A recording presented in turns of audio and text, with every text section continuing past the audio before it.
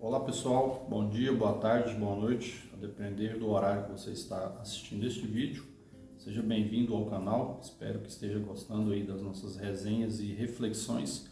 Hoje falaremos sobre o escritor John Steinbeck. Na verdade, o nome completo dele é John Ernest Steinbeck Jr. Escreveu vários livros, dentre eles este livro aqui, Ratos e Homens. Foi escrito em 1937. O John Steinbeck foi prêmio Nobel em 1962. Ganhou também o prêmio Pulitzer de ficção quando estava aos 66 anos. E nascido em 1902, faleceu em 1968. Um grande escritor, tem várias obras aí publicadas. Este é um dos livros que eu vou ler, que eu li dele, né, que eu vou resenhar. Tem outros aí que eu também gosto, devo resenhar aqui também, mas o primeiro é este daqui, Ratos e Homens. O livro é bastante característico, eu comprei este pela Amazon, livro de bolso, ele é um livro de bolso mesmo. O material é bem básico mesmo, não tem uma gramatura muito boa, é um livro que não foi investido tanta qualidade, mas só a escrita, só o que consta aqui já é suficiente para você adquirir já. Uma leitura muito boa, é um livro rápido de se ler, foram 128 páginas, eu li ele em 3, 4 dias, e a leitura assim, bem fluida, apesar do estilo que o John Steinbeck adotou para este livro, porque o que acontece, ele, assim como o José Saramago, quem leu o livro Ensaio sobre a Cegueira, percebe, por exemplo, eu já até resenhei esse livro aqui, percebe que o José Saramago ele não coloca parágrafos, ele vai seguindo direto ali, às vezes até em alguns pontos sem pontuação, sem colocar travessão, informando diálogo, mas assim, é tão bem escrito a forma como ele adota que você consegue entender perfeitamente o que está sendo proposto ali no livro. E aqui no livro do Ratos e Homens, do John Steinbeck, ele tem a mesma proposta. Como é uma história que se passa no norte, no interior de uma cidade de Salinas, né, na cidade dos Estados Unidos, o linguajar, o dialeto é extremamente caipira, o jeito deles falar. Eles vão falar você, você, nós vai, nós fica. E é bem isso mesmo. Mesmo os donos da fazenda falam também assim. É mais ou menos igual aqui no interior do Brasil, né? O pessoal também puxa muito o caipira mesmo, o sertanejo, ele puxa muito pro coloquial, pro dialeto ali que eles usam ali. As palavras são muito resumidas. E aqui o John Steinbeck não fugiu a isso. O livro é todo, as falas, a escrita toda é extremamente fiel ao dialeto ali da localidade e para aquela época, né? Que o livro se passa ali por volta de 1930, 1932, por aí assim. Uma época que ainda era recém, ainda tinha muitos resquícios da escravidão, inclusive nessa fazenda onde se passa a história, tem um rapaz que trabalha com eles lá, que é um afrodescendente, né? Ele não é escravo, porque já foi abolida a escravatura, mas o dono da fazenda trata, às vezes, em algumas situações, até chega a açoitar ele, como se ele ainda fosse, apesar de receber salário, ainda fosse um escravo ainda. Porque, por questão que ainda é bem recente ainda, né? Lá ainda tinha muito isso, principalmente nas fazendas ali do sul dos Estados Unidos.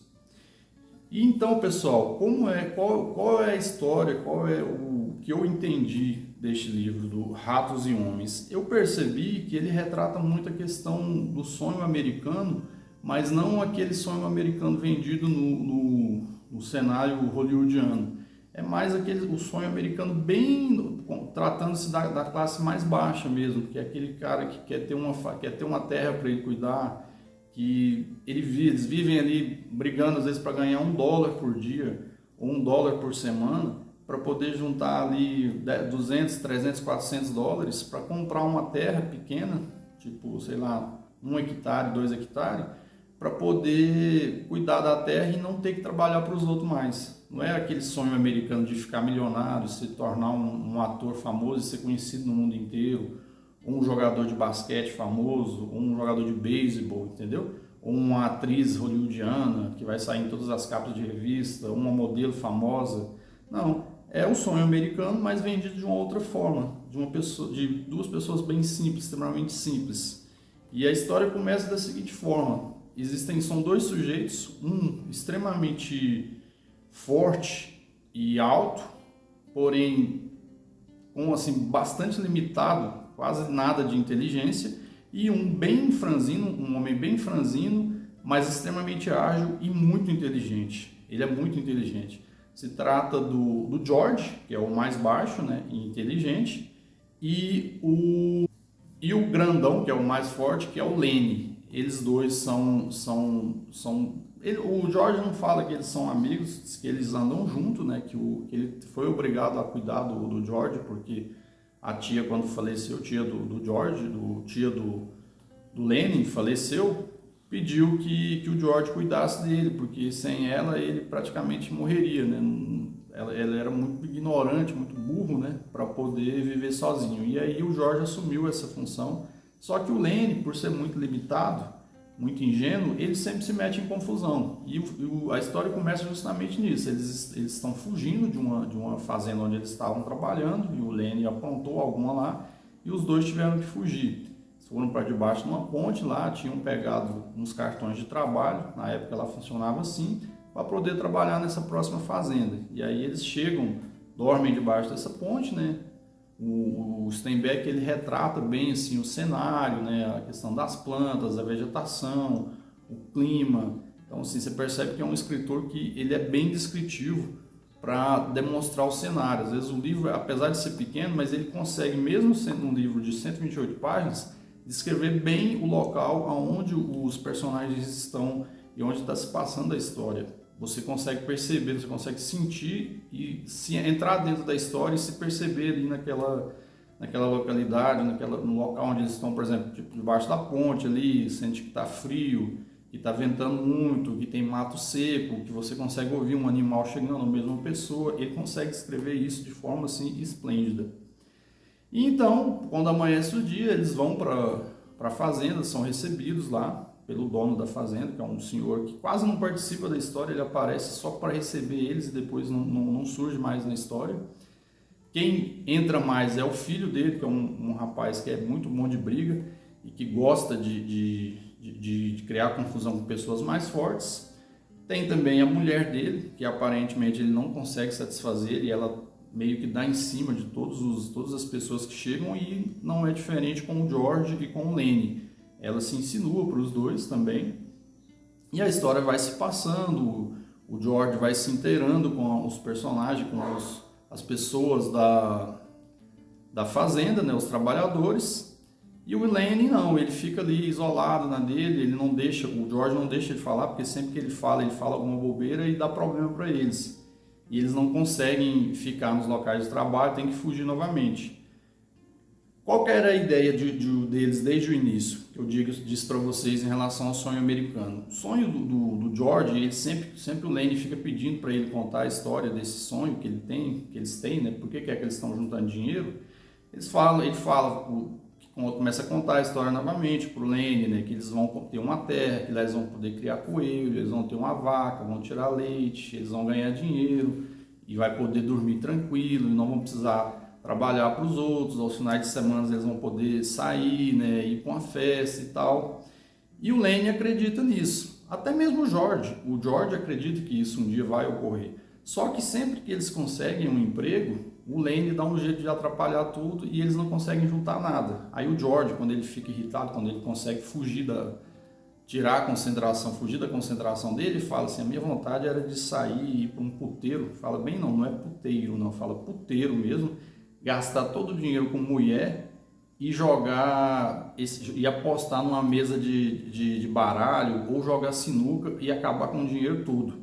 que é o que a maioria dos homens fazem, né? Esses homens humildes que trabalham em fazenda, eles não juntam dinheiro, eles trabalham para poder gastar, eles trabalham hoje para poder gastar o dinheiro amanhã.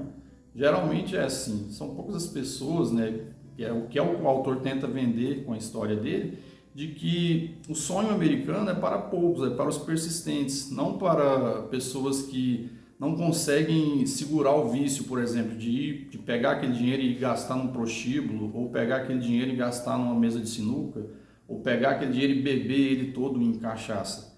Ele quer dizer isso. E quando eles contam esse sonho para os outros peões da fazenda, é o que eles ouvem. Por exemplo, o rapaz que é o afrodescendente lá da história, quando eles contam isso, ele fala para eles, ele fala para o Lenny, né? O George fala para o Lenny não contar para ninguém, mas o Lenny, por ser muito ignorante, acaba se contando para algumas pessoas. E quando ele conta para esse rapaz, ele fala assim, olha, aqui eu vejo chegar várias pessoas com essa mesma história, de que tem um sonho e tal, mas no final das contas, o dinheiro acaba, ou eles vão embora no outro dia, ou o dinheiro que eles ganham acabam sendo gasto em puteiro, cachaça e jogo. Que é o que sempre acontece na maioria das vezes, né? Então, assim, é um sonho para você buscar dinheiro, mas que ele nunca é consolidado. Só que dessa vez, o George realmente acredita que vai dar certo, porque eles encontram um senhor lá que tem um braço amputado e ele está meio que subutilizado na fazenda. Ele tem um cachorro que já está bem velho, e o cachorro está todo fedido lá, com pulga e tal, e um dos peões resolve sacrificar o cachorro. Fala para ele que o cachorro não está servindo mais e ele acaba fazendo uma analogia, fala, tá, se hoje é o meu cachorro, amanhã eu sou eu. E esse senhor, ele tinha juntado um certo dinheiro para poder, em algum momento, sair daquela vida ali. E aí, quando o Lenny conta essa história para ele, ele fala, olha, vocês trabalhando aqui por $1, vocês por $1 por dia, vocês vão demorar para juntar esses 400, 600 dólares que vocês querem. O George fala que tem uma terra de dois senhores, dois velhinhos, né, que eles estão em situação difícil e que se chegasse com dinheiro, eles venderiam por esse valor. E aí esse senhor pega e fala, olha, eu tenho $200 no banco, se vocês é $50 que eles iam ganhar por mês, se vocês disserem que eu posso ir com vocês, eu posso fazer o feijão, posso fazer o almoço lá para vocês, eu não consigo fazer trabalho pesado, mas consigo cuidar da casa, eu posso dar a minha parte, e aí a gente faz uma sociedade. Aí o George começa a achar que aquilo que era um sonho possa ser alguma coisa que realmente seja concretizado. Aí ele já começa a confabular, por ser muito inteligente, ele fala, olha, vamos fazer o seguinte então, a gente pega esse dinheiro seu, do senhorzinho lá com o braço amputado, né, e vamos investir, eu vou lá nas fazendas, dou esse dinheiro de entrada, e daqui uns 3 meses a gente dá o resto. E aí o senhor já fica lá já cuidando da fazenda até eu mais o Lenny juntar o resto do dinheiro. E eles ficam combinados dessa forma. Só que o Lenny tem uma coisa ele gosta, por ele ser muito ignorante, ele não sabe a força que ele tem. Ele gosta de afagar os animais. O nome fala ratos e homens porque ele vive, todo rato que ele pega rato para brincar e mata os ratos, vai tentar acariciar e mata.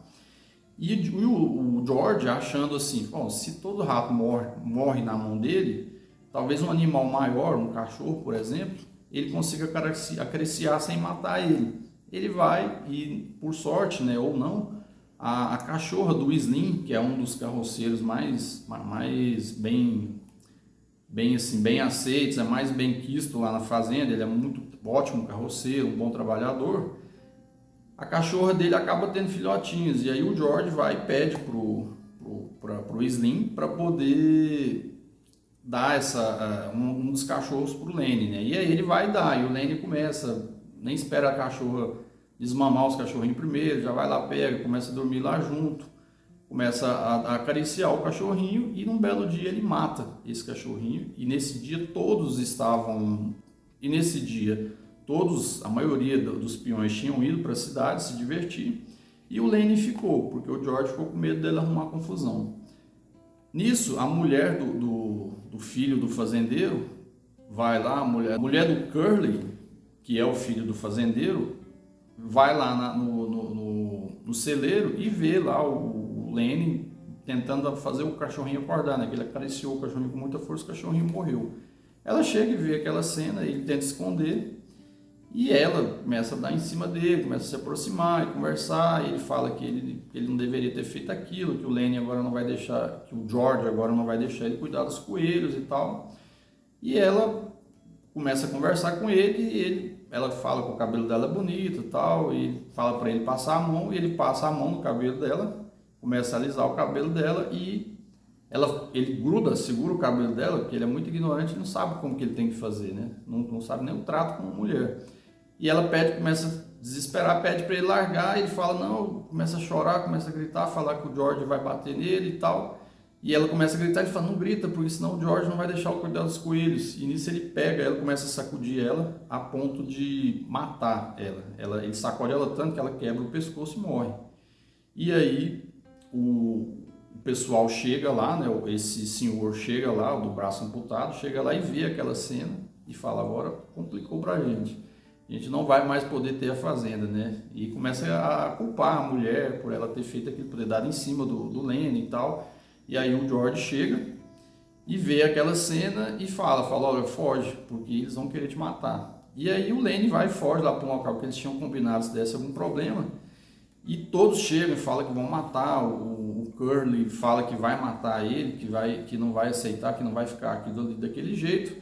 E a arma de um dos peões lá desaparece. E no momento a gente pensa que quem pegou a arma foi o Lenny para se defender, mas na verdade foi o próprio George, porque ele já sabia que se o Lenny fosse pego, eles iam linchar ele. E ele sabia que o Lenny também era o problema dele. Então ele foi lá para o local, conversou com o Lenny, pediu para ele virar as costas e olhar para onde era que eles iam ter a fazenda. E nisso o George vai dar um tiro na nuca dele, do Lenny, e mata ele. E assim termina o livro. Bom, pessoal, o que eu tirei dessa história? Tem a questão do sonho americano, né, de que eles estão ali, tipo assim, é uma coisa meio que inalcançável, mas é o que faz eles acordar cedo e ir trabalhar. Mesmo uma pessoa ignorante, burra, extremamente limitada, igual o Lenny, apesar de muito forte, ainda consegue sonhar. Por exemplo, ele sonha em ter coelhos para poder cuidar.